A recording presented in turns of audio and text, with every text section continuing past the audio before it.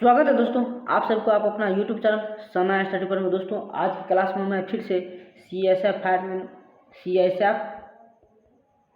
Fireman और CRPF tradesman की class लेने वाला हूं, जो कि छठ मिट्टी का इम्पोर्टेंट क्वेश्चन पढ़ाने वाले हैं। और यह टाइप जो है टाइप 8 होगा। टाइप क्या होगा? 8 का जो बाकी क्वेश्चन बचे थे वो क्वेश्चन कराने वाला हूं, और जो कि टॉप क्वेश्चन होंगे, छात्रवृत्ति के टॉप क्वेश्चन होने वाला है। तो चलिए मैं स्टार्ट करता हूं क्वेश्चन। इससे पहले मैं 6 क्वेश्चन टाइप 8 का पढ़ा दिए हैं। अब अगले इस टाइप का रिमेनिंग 7-8 क्वेश्चन देखिए क्या होगा। चलिए क्वेश्चन है कि 7 सेमी और 11 सेमी माप वाले आयत की भुजाओं को जोड़कर 7 सेमी और 11 सेमी माप वाले आयत की भुजाओं को जोड़कर 11 सेमी ऊंचाई वाले बेलन बनाया जाता है। तो बेलन का आयतन क्या है? बेलन का आयतन क्या है? क्या कर रहा है यहाँ पर कि 7 सेमी भुजा वाला 7 सेमी गुना 11 सेमी माप वाले आयत की भुजाओं को जोड़कर 11 सेमी ऊंचाई वाला बेलन बनाया जाता है। यहाँ पर 11 सेमी जब ऊंचाई हो रहा है तो ये गोलाई कितना हो रहा है? 7 सेमी का रह गया, अर्थात ये परिधि हो गया 7 सेमी। परिधि हो गया 7 सेमी, ऊंचाई हो गया 11, ये हो गया 7, ये हो गया मतलब ये परिधि हो गया 7, परिधि हो गया 7। ठीक है, परिधि हो गया 7, ऊंचाई हो गया 11। तो अब इसको क्या करना है कि बेलन बनाया था, तो बेलन का आयतन मांग रहा है। बेलन का आयतन मांग रहा है, तो बेलन का आयतन कैसे ज्ञात करेंगे? तो आप देख सकते हैं यहाँ पे परिधि दिया है, तो परिधि का फार्मूला होता है 2 पाई आर।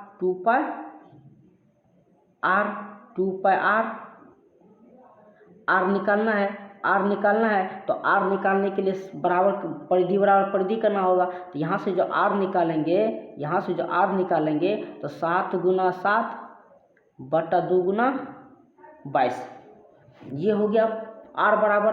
अब निकालना है आयतन, तो बेलन का आयतन भी बराबर क्या होता है? पाई आर स्क्वायर आता है। पाई का मान रखिए आर स्क्वायर 7 गुना 7 बटा 2 गुना 22, 7 गुना 7 बटा 2 गुना 22। ठीक है, अब यहाँ काट दीजिए, 22 से 22 खत्म, 7 से 7 खत्म। ठीक है, 7 से 7 खत्म, और कटेगा? कुछ नहीं कटेगा। तो यहाँ पे क्या आ रहा है? 3 गो 7, 7 गुना 7 बटा में 11 कहाँ लिखे? गुना 11 होगा, तो 11 दूना 22, की ऊंचाई भी लिखना होगा ना 11। ठीक है, अब यहाँ बचा कितना? 2 गुना 2 ये हो गया 7 343 बटा 8। इसको जो भाग देंगे कितना हो जाएगा? भाग देने पर निकलेगा आपको 42.875 निकल के आएगा। तो आपको चौथा ऑप्शन सही हो जाएगा। इसका आयतन हो जाएगा 42.875 घन सेमी। आंसर हो जाएगा 7 नंबर क्वेश्चन का। समझ में आ गया? चलिए क्वेश्चन नंबर 8 पढ़ लो, एग्जाम के लिए भी जरूरी क्वेश्चन है आपका, फिर नहीं मिलेगा ऐसा क्वेश्चन। किसी तार की त्रिज्या 1/3 कम कर दी जाती है, किसी तार की त्रिज्या 1/3 कम कर दी जाती है। यदि इस आयतन शेष रहे तो लंबाई कितनी बढ़ जाएगी? किसी तार की त्रिज्या 1/3 कम कर दी जाती है, यदि आयतन शेष रहे तो लंबाई कितनी बढ़ जाएगी? तो यहाँ पर देखिए त्रिज्या क्या कर रहा है, जब त्रिज्या को 1/3 कम नहीं करेंगे तो आयतन क्या होगा? तो मूल आयतन आपको होगा पाई आर स्क्वायर एच रहेगा, पाई आर स्क्वायर एच रहेगा मूल आयतन। लेकिन जब क्या करता है त्रिज्या को क्या करता है? त्रिज्या को 1/3 कम करता है, यानी कि r बटा 3 करता है, r बटा 3 कम कर देता है, r बटा 3 कम कर देता है। यदि आयतन शेष रहे तो लंबाई कितनी बढ़ जाएगी? ठीक है, तो ऊंचाई तो वही रहेगा, ऊंचाई भी वृद्धि करेगा। तो ऊंचाई यहाँ पर इसका ऊंचाई हो जाएगा, ऊंचाई h हो जाएगी, ऊंचाई h मान लेना है। तो यहाँ पर आयतन बराबर आयतन कर देना है। तो यहाँ पर देखिए पाई आर स्क्वायर एच बराबर करना है, फिर पाई आर का मान r बटा 3 स्क्वायर एच यहाँ पे दिया है।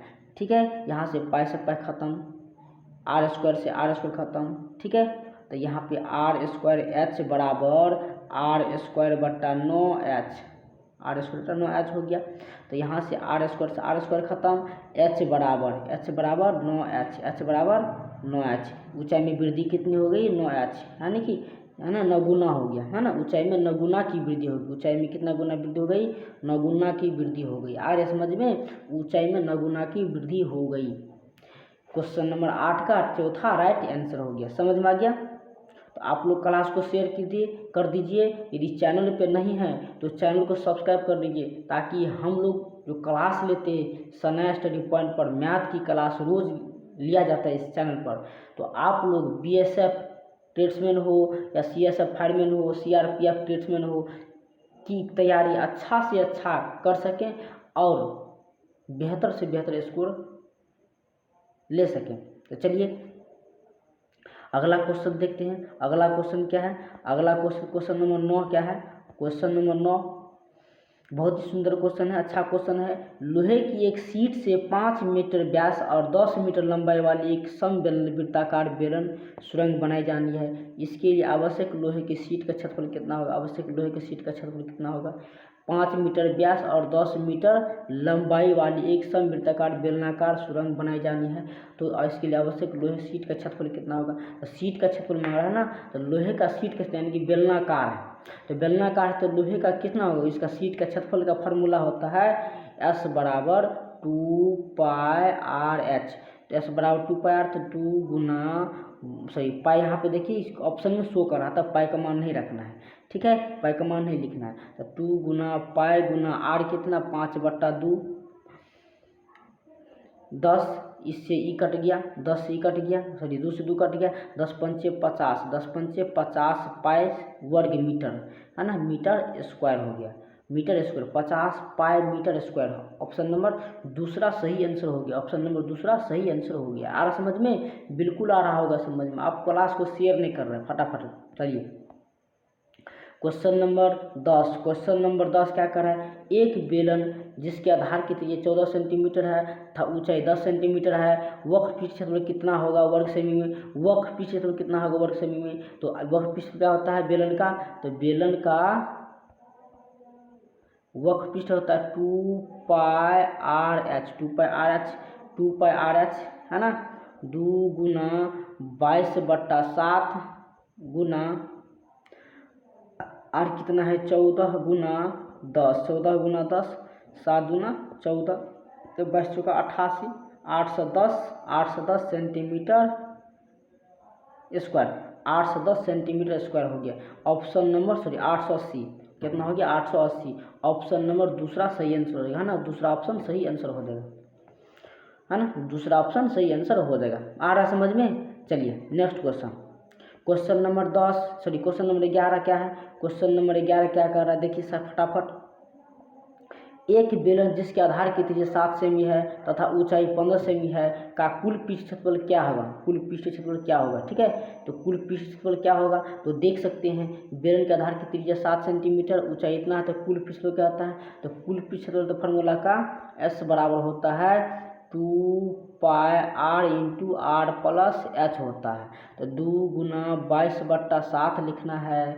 आर मान कितना दिया है 7 दिया है, 7 प्लस 15 हो जाएगा, तो 7 से 7 खत्म हो जाएगा, 22 दूनी 44 और गुना 22, 44 गुना 22, तो इसको जो गुना करेंगे कितना हो जाएगा, है ना, 22 चौका 88, 22 चौका 88 या 8 96, 88 8 96, 968 हो जाएगा, 968 वर्ग सेमी। ऑप्शन नंबर तीसरा सही आंसर, ऑप्शन 3 सही आंसर हो जाएगा, ठीक है, ऑप्शन नंबर 3 सही आंसर हो जाएगा। तो फटाफट शेयर कर दीजिए, क्लास को फटाफट शेयर कीजिए।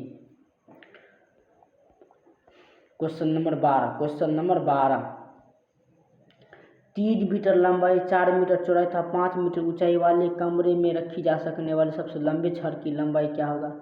3 मीटर लंबाई और 4 मीटर चौड़ाई और 5 मीटर वाले कमरे में रखी जा सकने वाली लंबे छड़ की लंबाई कितनी होगी? तो क्या होगा छड़ की लंबाई के लिए? तो इसको लिए निकालना पड़ेगा, ये वाला फार्मूला लगाना पड़ेगा।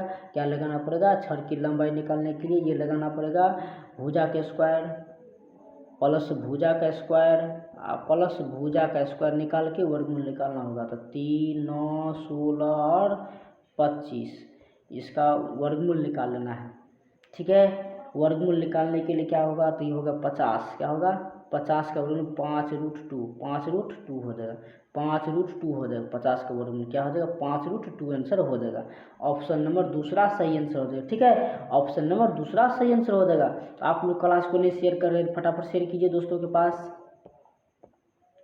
चलिए क्वेश्चन नंबर 13, क्वेश्चन नंबर 13 देखिए यहाँ पे दिलाना लिखा गया, यहाँ पे बेलन होगा, क्या होगा बेलन हो जाएगा। ठीक है, बेलन लिख देना है। बेलन, एक बेलन के आधार की परिमाप 20 पाई है, यदि बेलन की ऊंचाई 12 सेंटीमीटर है तो उसके वक्रीय सतह का क्षेत्रफल, वक्रीय सतह का क्षेत्रफल मतलब वक्र सतह का क्षेत्रफल, तो वक्र सतह का फॉर्मूला क्या होता है बेलन का 2πr/h। यहाँ पे 2πr का मान दिया है कितना, 2πr परिमाप है तो उसका मान दिया है 20 पाई, 20 पाई गुना 12 तो 240 पाई, 240 पाई हो जाएगा। ऑप्शन नंबर 4, ऑप्शन नंबर 4 सही आंसर हो जाएगा। ठीक है, ऑप्शन नंबर 4 सही आंसर हो जाएगा। ठीक है, ऑप्शन चौथा सही आंसर हो जाएगा। आ रहा समझ में। चलिए क्वेश्चन नंबर 14, क्वेश्चन नंबर 14 क्या कर रहा है, तो क्वेश्चन नंबर 14 क्या कर रहा है तो देख लीजिए। यदि दो बेलनों का आयतन का अनुपात 4:1 है तो उनकी ऊंचाइयों का अनुपात 1:4 है तो उनकी त्रिज्याओं का अनुपात क्या होगा, उनकी त्रिज्याओं का अनुपात क्या होगा। ठीक है, यदि दो बेलनों का आयतन का अनुपात 4:1 है और उनकी ऊंचाइयों का अनुपात 1:4 है तो उनकी त्रिज्याओं का अनुपात क्या होगा।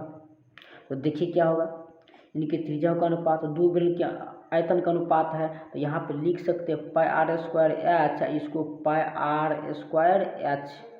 लिख सकते हैं इसको। अब यहाँ क्या करना है, तो पाई से पाई खत्म, आर का मान पाई से पाई खत्म, तो आर बराबर 4/1 है, 4/1 है आयतन। ठीक है, 4/1 है। अब ऊंचाई भी दिया है, ऊंचाई का अनुपात कितना दिया है,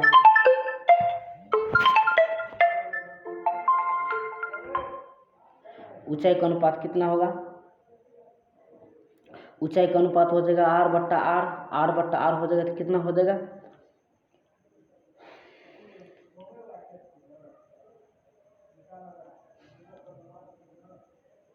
सॉरी यहाँ तो क्या होगा r, तो r² गुना यहाँ ऊंचाई दिया है कितना 1/4 बराबर 4/1, 4/1 तो r² बराबर क्या होगा, बराबर 16/1, 16/1। अब इसका वर्गमूल निकालेंगे तो कितना होगा, r/r बराबर कितना हो जाएगा 4/1, 4:1 हो जाएगा, कितना हो जाएगा 4:1 हो जाएगा। ऑप्शन नंबर तीसरा, ऑप्शन 3 सही आंसर हो जाएगा। ठीक है, इसका ऑप्शन 3 सही आंसर हो जाएगा, ऑप्शन नंबर तीसरा सही आंसर हो जाएगा। आगे समझ में। चलिए देखिए और है क्वेश्चन, अब नहीं क्वेश्चन तो फिर मिलते हैं अगले वीडियो में। तब तक के लिए जय हिंद, वंदे मातरम। यदि वीडियो अच्छा लगा हो तो लाइक कीजिए, सब्सक्राइब कीजिए और दोस्तों के पास भी शेयर कर दीजिए। ठीक है, और चैनल को सब्सक्राइब करना ना भूलिएगा।